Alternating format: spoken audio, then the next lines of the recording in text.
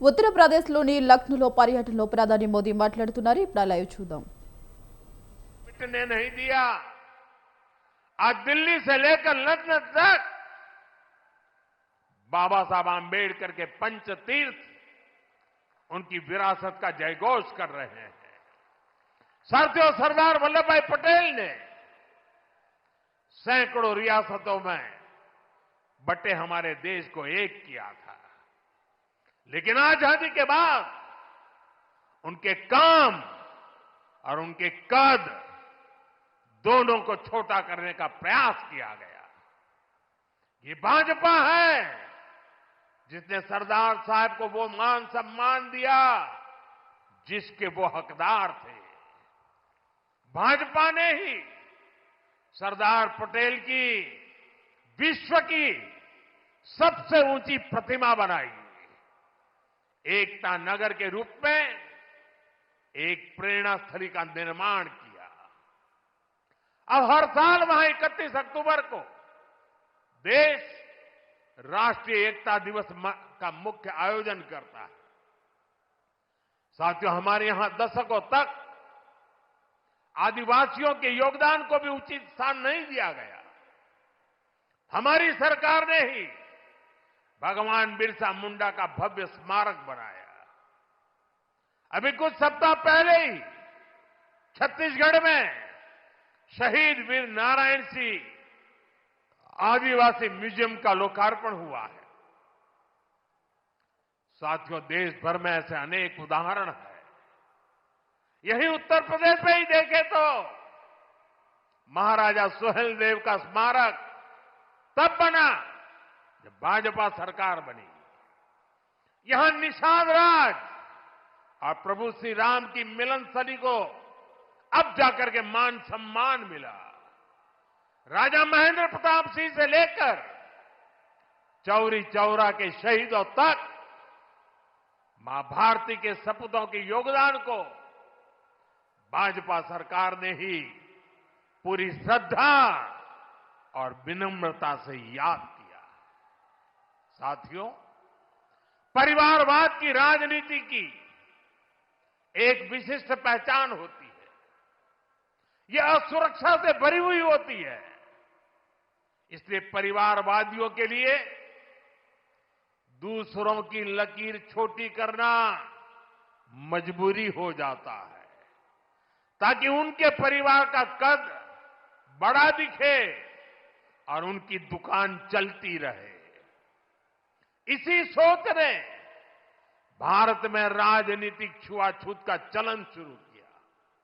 आप सोचिए, आजाद भारत में अनेक प्रधानमंत्री हुए, लेकिन राजधानी दिल्ली में जो म्यूजियम था उसमें अनेक पूर्व प्रधानमंत्रियों को नजरअंदाज किया गया।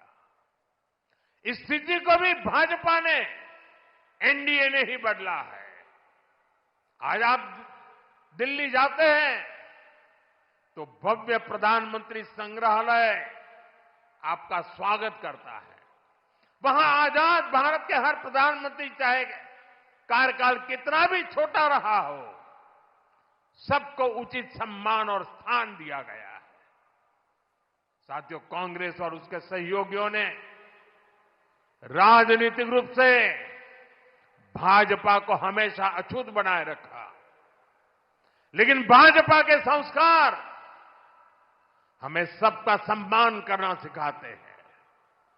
बीते 11 वर्षों में भाजपा सरकार के दौरान, एनडीए सरकार के दौरान नरसिम्हा राव जी और प्रणव बाबू को भारत रत्न दिया गया है। ये हमारी सरकार है जिसने मुलायम सिंह यादव जी और तरुण गोगोई जी जैसे अनेक नेताओं को राष्ट्रीय पुरस्कारों से सम्मानित किया है। कांग्रेस से, यहां समाजवादी पार्टी से कोई भी ऐसी उम्मीद तक नहीं कर सकता। इन लोगों के राज में तो भाजपा के नेताओं को सिर्फ अपमान ही मिलता था। साथियों, भाजपा की डबल इंजन सरकार का बहुत अधिक फायदा उत्तर प्रदेश को हो रहा है। उत्तर प्रदेश 21वीं सदी के भारत में अपनी एक अलग पहचान बना रहा है और मेरा सौभाग्य है कि मैं यूपी से सांसद हूं। आज मैं बहुत गर्व से कह सकता हूं कि उत्तर प्रदेश के मेहनतकश लोग एक नया भविष्य लिख रहे हैं। कभी यूपी की चर्चा खराब कानून व्यवस्था को लेकर होती थी, आज यूपी की चर्चा विकास के लिए होती है।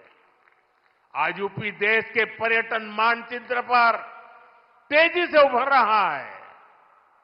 अयोध्या में भव्य राम मंदिर, काशी विश्वनाथ धाम, ये दुनिया में यूपी की नई पहचान के प्रतीक बन रहे हैं और राष्ट्र प्रेरणा स्थल जैसे आधुनिक निर्माण उत्तर प्रदेश की नई छवि को और अधिक रोशन बनाते हैं।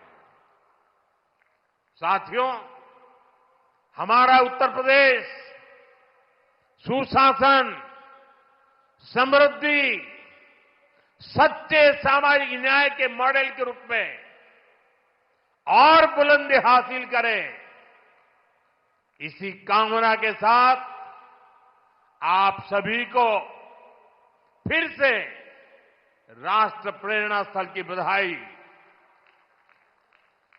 मैं कहूंगा, डॉक्टर श्यामा प्रसाद मुखर्जी, आप कहेंगे अमर रहे, अमर रहे।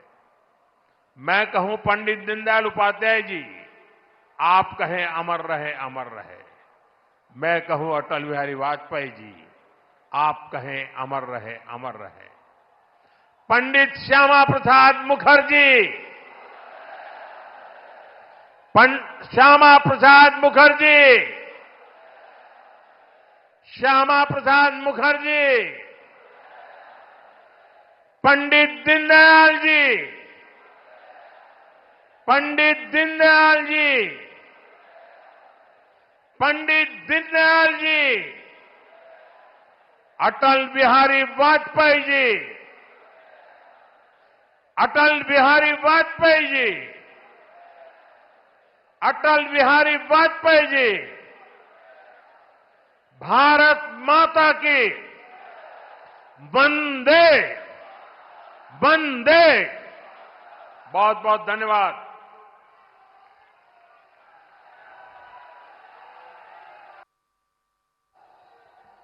बहुत बहुत धन्यवाद माननीय प्रधानमंत्री महोदय।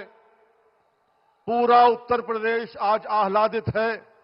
आपने उत्तर प्रदेश की राजधानी लखनऊ में आकर राष्ट्र प्रेरणा स्थल को राष्ट्र को सौंपा है। पूरा देश आज आपका आभार प्रकट करता है। उत्तर प्रदेश, विशेष रूप से राजधानी लखनऊ और आसपास के क्षेत्र से आए हुए लोग आपको बार बार धन्यवाद देते हैं। बार बार